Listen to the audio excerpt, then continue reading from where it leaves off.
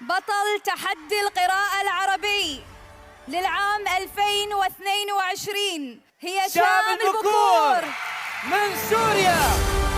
الطفل الأمل أيقونة النجاح والنصر في زمن الحرب، نجمة في سماء سوريا وبطلة العالم بكل معاني الكلمة.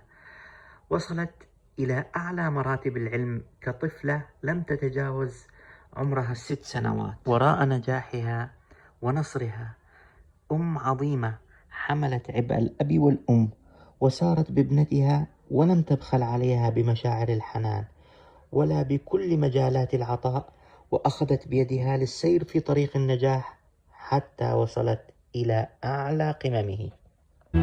أنا سميتها شام، أنا اللي سميتها، لأنه هي الشام عن جد كل العالم بتحبها، فهي حملت اسمها ومن هلا كل العالم بتحبها. من هي هذه الطفلة التي استطاعت التفوق على 20 مليون متسابق من جميع أنحاء العالم؟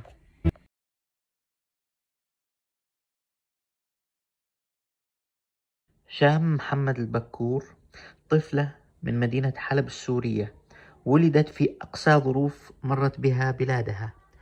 شام خسرت والدها محمد وهي لا تزال رضيعة بانفجار حافلة، ونجت هي بعد أن تضررت بشظايا من هذا الانفجار، وتركزت أغلبها في رأسها الصغير. كانت شامي هون كلها يعني تشظت في راسها، ومحمد ما عرفنا عنه لبعد تقريبا ربع ساعة عرفنا، يعني لأنه السيارة هي كلها على بعضها طارت. رغم كل هذه الظروف القاسية والأقدار التي دمرت هذه العائلة، لكن دائما مع كل محنة منحة، تصديقا لقوله تعالى: فإن مع العسر يسرا، إن مع العسر يسرا. شام منذ صغرها تميزت بمدرستها بالذكاء، تميزت بشخصية القائد الصغير الذي يحمل هم ومسؤولية شخص ناضج. لاحظت عليها والدتها أنها تحب القراءة، فقامت بتنمية هذه الموهبة لها. أحضرت لها كل ما تقدر عليه من الكتب للقراءة والمطالعة، حتى وصلت لقراءة 70 كتاب. نعم، الرقم صحيح، 70 كتاب من هذه الطفلة ذات ال6 سنوات. لم تقرأه شام على أنه كتاب، بل قرأته على أنه رواية لأشخاص واقعيين عاشت كل هذه القصص وكأنها بطلة لهذه القصص، حتى أصبحت اليوم شام الطفلة السورية المعجزة، ودخلت في مسابقة تحدي القراءة بسوريا لتنال المركز الأول على جميع المحافظات في سوريا السورية. 2021-2022 شام محمد البكور من محافظة حلب.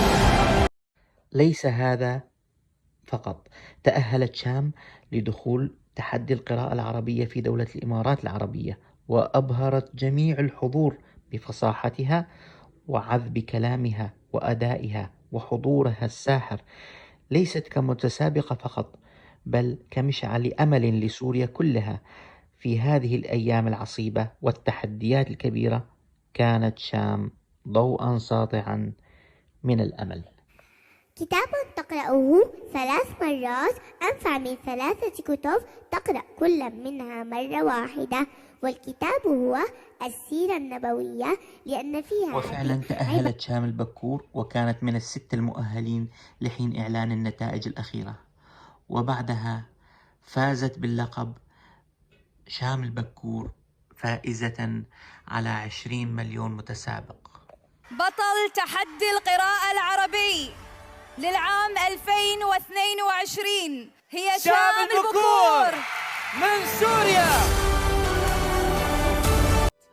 أمي جنة الله يقول، أمي علمتني الأصول. شام أمي لم بيها تظهر الخير نجاحها أشوف. هي فحسب، أمي بل كعبة أظهرت وبيها نجاح طوف. وصبر أمي الأم دكتورة التي وديوة كانت وراءها كون أحول عمري في هذا النصر بالنسبة لي الكبير. ضحكة منها. نقول مبروك لشام ومبروك لوالدتها، ورحم الله والدها، ومبروك لسوريا هذا النصر الكبير والأمل في هذه الأيام وفي هذه الصعوبات والتحديات. شاركوا قصة شام حتى يستمع الجميع لقصة نجاح هذه الطفلة العظيمة.